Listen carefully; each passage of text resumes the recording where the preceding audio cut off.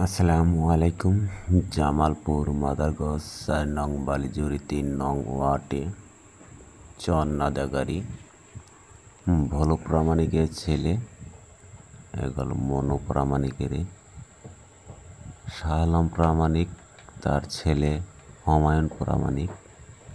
মনু প্রামাণিকের দেশি অস্ত্র দিয়ে তাকে কুপিয়ে তাকে গলায় ছুরি বাজিয়ে তাকে গুম করার হুমকি যখন দিয়েছে, তার জান বাঁচাতে গিয়ে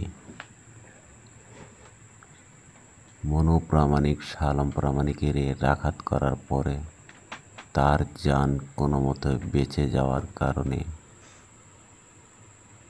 শাহ আলম প্রামাণিক অত্যন্ত রাগত হয়।